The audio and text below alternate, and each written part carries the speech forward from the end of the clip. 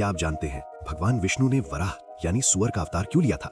सृष्टि के प्रारंभिक काल की बात है। चारों ओर जल ही जल था। पृथ्वी अपने संतुलन में थी, देवता अपने अपने कार्यों में लगे थे और ब्रह्मांड धर्म के मार्ग पर चल रहा था।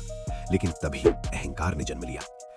कश्यप ऋषि और दिति का पुत्र हिरण्याक्ष, अत्यंत बलशाली असुर, अपनी तपस्या से अपार शक्ति प्राप्त कर चुका था। शक्ति मिलते ही उसके भीतर का विवेक समाप्त हो गया।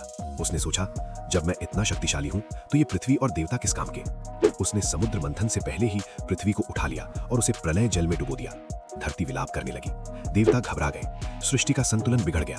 ब्रह्मा, शिव और सभी देवता भगवान विष्णु के पास पहुंचे। उन्होंने कहा, प्रभु, यदि पृथ्वी नष्ट हुई तो सृष्टि कैसे चलेगी? भगवान विष्णु मौन थे, लेकिन उनकी लीला आरंभ हो चुकी थी।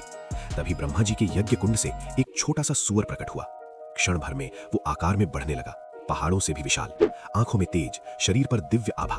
वही थे भगवान विष्णु का तृतीय अवतार वराह। उनकी गर्जना से तीनों लोक कांप उठे। वराह भगवान सीधे प्रलय जल में कूद पड़े। हिरण्याक्ष हंसा, एक सुअर मुझसे युद्ध करेगा। लेकिन जैसे ही युद्ध आरंभ हुआ, असुर समझ गया, ये कोई साधारण जीव नहीं, स्वयं नारायण है। युद्ध बहुत लंबे समय तक चला। समुद्र उथल पुथल हो गया। आकाश में देवता स्तब्ध खड़े थे। अंततः भगवान वराह ने हिरण्याक्ष का वध कर दिया। अधर्म का अंत हुआ। अब वराह भगवान प्रलय जल की गहराइयों में गए। उन्होंने पृथ्वी को अपने दांतों यानी दंत पर उठाया, जैसे मां अपने बच्चे को उठाती है। पृथ्वी कांप रही थी, डरी हुई थी। वराह भगवान ने कहा, डरो मत वसुंधरा, जब तक धर्म है तब तक मैं हूं। उन्होंने पृथ्वी को फिर से उसके स्थान पर स्थापित किया। सृष्टि पुनः संतुलन में आ गई। अगर आपको सनातन धर्म के ऐसे रहस्य पसंद है तो वीडियो को लाइक करें, इसे शेयर करें और ऐसी ही रोचक विज्ञानवर्धक शॉर्ट्स के लिए हमारे चैनल को सब्सक्राइब या पेज को फॉलो जरूर करें।